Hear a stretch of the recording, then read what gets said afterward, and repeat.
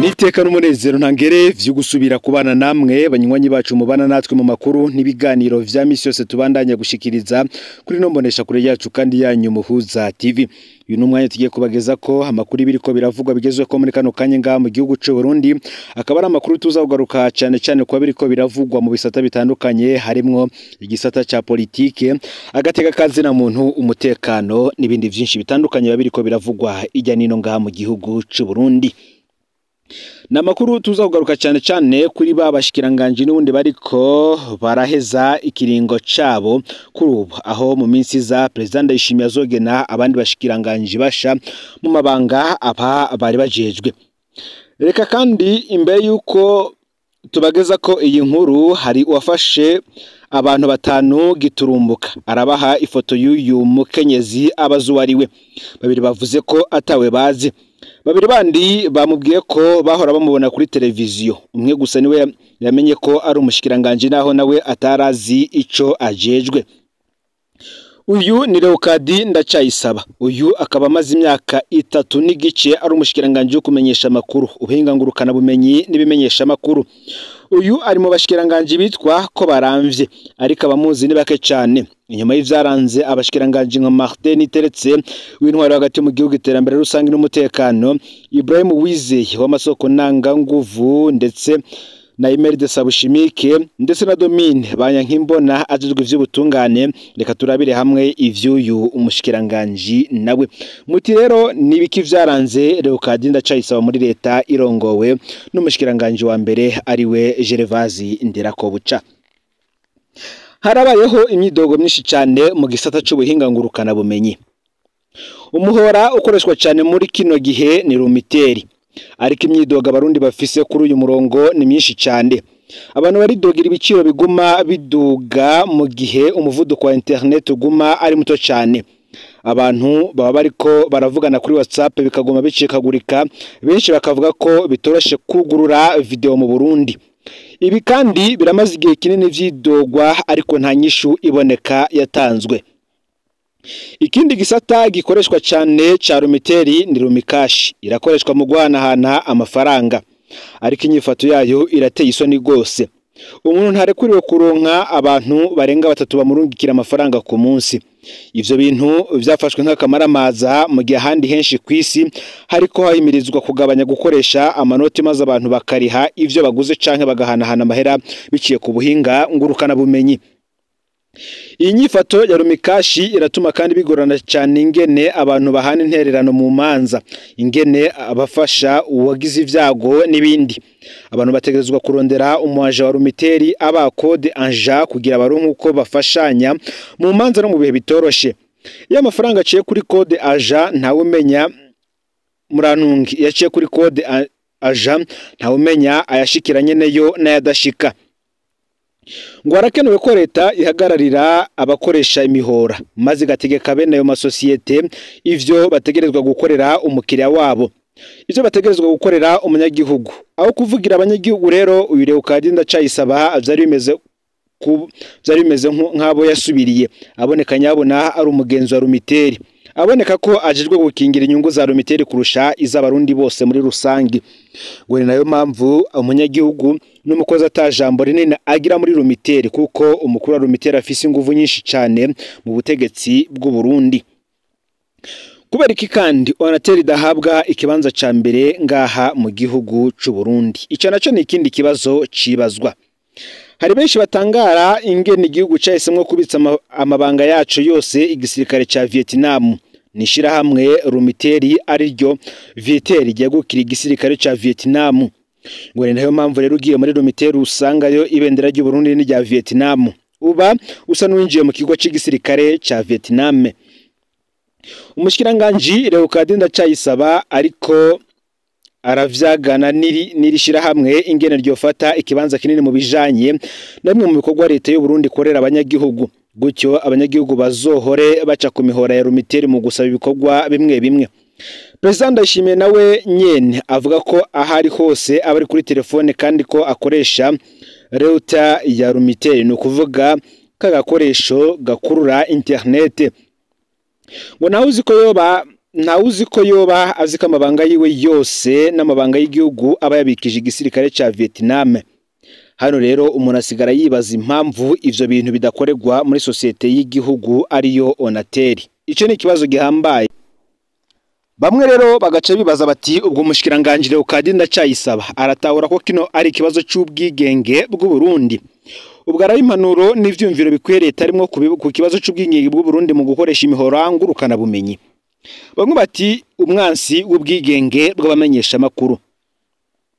Muri Rusama umwaka w'ibihumbi 2024 no kuvuga umwaka weze Leokadi Ndacayisaba yaratoje itegeko ribi cyane ku bamenyesha makuru. Iryo tegeko rikavuga ko umumenyesha makuru abisabwe ategerezwa gutanga uwamuhaye inkuru. Mu bisanzwe ico bita protection de source nico shingiro ry'umwidegemvyo w'umumenyesha makuru. Umwatsi ico ntabanga umwuga ubusigaranye. Na hano ku mbuga ngurukana bumenyi abatanga amakuru y'ibanga kubera bazi neza ko badashobora kuvuga uwayabahaye benshi barabarondera ariko ntibo babona. Muti none umurundi yo kwizera gute ibinyamakuru vyo mu Burundi mugazi neza ko bitazoshobora kumubikira ibanga.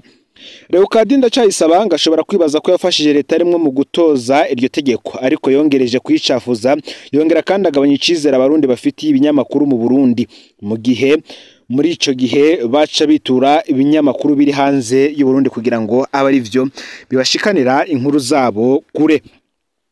Itegeko rya Leokadi Ndacayisaba rinategekanya kandi gupfunga abamenyesha makuru. Ibi navyo nyene biracafuza Burundi kurusha kubufasha. Mu kiringo Leokadi Ndacayisaba ari umushikiranganje harabamenyesha makuru bamaze gupfungwa biciye mu iperereza bakanarementenarizwa bikomeye. Akarorero kibukwa cyane ni Florian Rangabiye yapfunzwe imyaka 2 ku karenganyo no kuvuga kuva muri myandagaro umwaka w'ibihumbi 2022 gushika muri myandagaro umwaka w'ibihumbi 2024. Undi nawe kandi ni Sandra Muhoza yafashwe ku igenekerezo ya 12 ndamukiza umwaka weze kugeza ubakaba kiri mu mvuto ku cataho gifatiye. Muri ivyo bihe vyose Leokadi Ndacayisaba ntaco arigera avuga. Afatanije n'umugwi Seni Leokadi Ndacayisaba yarateye ubwoba abamenyesha makuru atuma atamwidegenje na muto yabari bafise mu matora y'umwaka w'ibihumbi 2025 yabaye abashinga amateka ndetse nazoba yabakenguza amateka. Abamenyesha makuru ntibari bari kuvuga ibivuye mu matora ku biro vy'amatora. Bategerezwa kurindira Seni ivuze. Aho no kugira ntibahave bica iminyanyuro z'ubusuma za Seni. Inyifato kandi gatuma ibivuye mu matora bidashobora kwizegwa. Ubutegetsi bubabwerekanye ko ari ico buriko buranyegeza. Ibi navyo nyene ntaco bifasha leta arimwo naho yoba yibaza ko yashoboye kwifatira abarundi. Muti rero nibiki umunyagihugu abarindiriye ku mushikiranganje ajejwe bino bisata. Icambere harimo gukomeza uburenganzira bwo gusohora ivyumviro mu gushiraho ubwigenge bw'ibimenyesha makuru no mu gukingira abamenyesha makuru. Ikigira kabiri harimo gusimbataza uburenganzira bw'umunyagihugu bwo guhabwa amakuru y'ibikorwa na leta, droit à l'information. Hategerezwa kubaho kandi itegeko ribuza abatwara kunyegeza amakuru mbere rigahana ababikora. Ikigira gatatu harimo kugwanya ibimenyesha makuru vyigisha urwanko. Ikigira kane harimo gufasha abanyagihugu kuronka internet nziza n'ibikorwa vyiza biva mu masosiyete ya internet. Harimo nko gufasha ko ibiciro vya internet bitaba umurengera ku munyagihugu. Hazamo kandi gukingira amakuru y'umunyagihugu wese ku buryo ivyazi sosiyete za internet zitamena amabanga y'abantu. Akazamo kandi no korohereza abanyagihugu guhanana amafaranga mu buryo ngurukana bumenyi. Kuri bino vyose rero umushikiranganje Leokadi Ndacayisaba ngo ntaco yamariye abarundi mu myaka 3 amaze arongoye buno bushikiranganje nkuko benshi bariko barabivuga. Uyu mushikiranganje Leokadi Ndacayisaba nkuko natangwe mbivuga mu vyo yarajejwe akaba arimwo ibisata vyo kumenyesha makuru, igisata ngurukana murantunge ivyo buhinga ngurukana bumenyi ndetse n'ibindi vyinshi bitandukanye ariko bifise aho bihurira no guhesha isura nziza igihugu mu makungu ndetse n'indani. Reka tubandanizo ku bindi biriko biravugwa cyane ku mpunzi ziri mu gihugu ca Kenya. Mu nkambi ya Kakuma harishirwa mu migwi ry'impunzi mu gihe hibonekeza uruhagarara. Kwigenekerezo ya 11 mu kakaro y'umwaka w'ibihumbi 2025 ishiramwe mpuzamakungu ryitaho impunzi HCR iruka gutanguza ikorwa ry'intonde z'impunzi mu ikambi ya Kakuma mu buraruko bushira uburengero bwa Kenya. Intumbero ku bw'ico gisata ca ONU ngo no kugabanya imfashanyo itanzwe hisunzwe iyitangwa ubu. impunzi zifatwa ko zitishoboye ubu nizo zizobandanya zironswa imfashanyo. Iyo ngingo kandi ikemerezwa cyane n'impunzi ubwazo zivuga ko ari uburyo bwo kuzikumira mu gihe zisanzwe ziri mu mutekano muke kandi uguma wiyongera. Impunzi zose zo muri iyo kambi ubu zashizwe mu migwi 4. Imigwi 2 ya mbere gusa iboneka nk'ikenye cyane, nizo zizoguma zihabwa imfashanyo buri gihe cyane cyane ibifungurwa. Ibice 70% vy'impunzi ni ukuvuga igice kinini c'abantu baba 200,000 baba ikakuma, harimo abarundi barenga 25,000 basabwa kuzokwibako bo nyene ubwabo. HCR na leta ya Kenya bakavuga ko bagomvye kubahimiriza gukora imigambi mu gukaburira impunzi, gukora imigambi mito itanga amahera, harimo urudandazwa, uburimyi, ububaji ndetse n'ibindi. PAM ishiramwe rikuru rifasha mu bijanye n'ibipfungurwa ririko rirashira mu ngiro uwo mugambi mushasha kuva mu kwezi kwa Mukakaro, ariko ku rubuga uwo mugambi ntibawumva. Kubw'impunzi ngo n'uburyo bwo kubata bunyegeje. Benshi bariyamiriza ingingo bavuga ko ije kubakenesha mu gihe bari basanzwe bari mu bukene. Umweburo ni mwinshi cyane ko ingaruka zimaze kwibonekeza mu bisata bimwe bikomeye. Ku bitaro vy'ikambi imiti igenewe abagwaye ingwara zidakira cyane abagwaye sida na diabete ryarahagaritswe. HCR igomba kwica abo yategerezwa gukiza, niko umwe mu mpunzi z'abanyekongo ashikiriza. Mu gihe kandi ibonekeza ubukene n'umwiheburo, hatanguye kwibonekeza umutekano muke, kuko ku munsi wa kabiri uheze impunzi 2 z'abarundi, umurimyi n'unyonga ipikipiki barakubiswe cyane baranakomeretswa n'abantu batamenyekanye bikekwa ko ari abanyasudani. Abo bagiriwe nabi baribwa ivyabo vyose. Ubusumwe bwo mu ngo no mu mirima bwariyongereye, injyane mu miryango nazo nyene ziriyongera. Indongozi zo muri iyo kambi ngo birazigora cyane guturisha ayo mabi.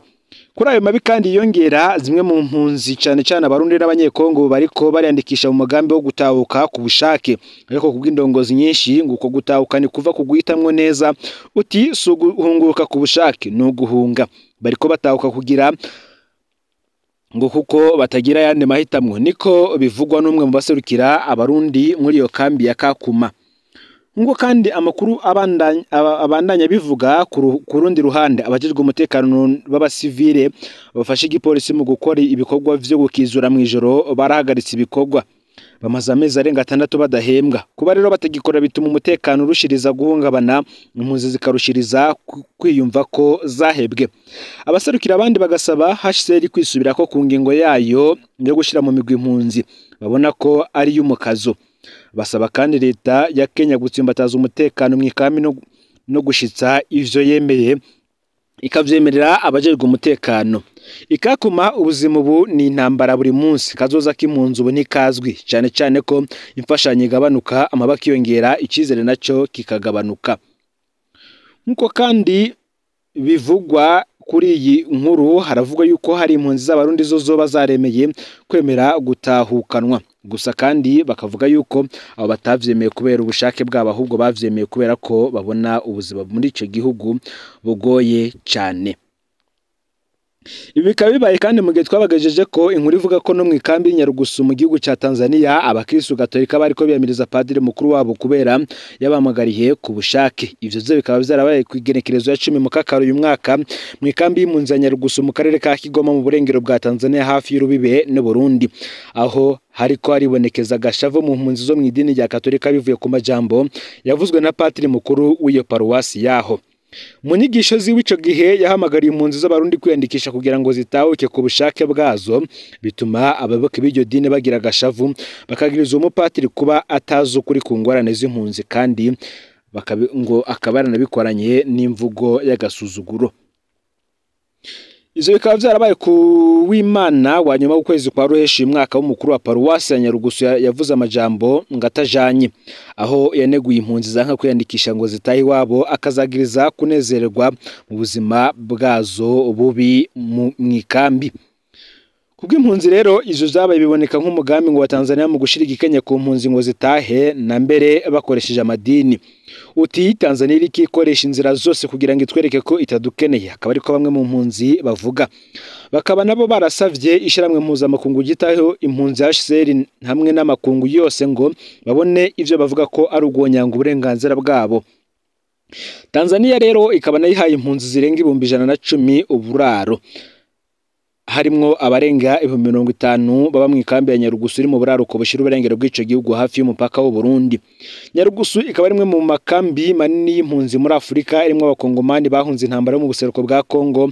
Naho rero ubuzima muri iyo kambi bugoye, benshi mu mpunzi baripfuza kuhaguma igihe gito canke kirekire, bavuga ko atamutekano n'ubuzima bwiza bashobora kuronka mu gihe batashe kare. Ngaho rero amakuru yaragezwe ko muri kano kanya, ufyonde subscribe canke s'abone niba utari wafyenda ko kugira ngo utojucikanwa nadushikiriza, usangiza no makuru bagenza aho bari bose kugira ngo nabo baje barabo mu bambere bashikirwa nabiriko biravugwa. Bigezwe ko nga mu gihugu cy'u Burundi yoba mu gisata ca politike, agateka kazina muntu, imigenderanire n'andi makungu ndetse n'ibindi vyinshi bitandukanye. Umuhuza TV Imana bahezagire mu bikorwa byanyu vya misi yose muri ko murakora. Amakuru yacu yo arabandanya.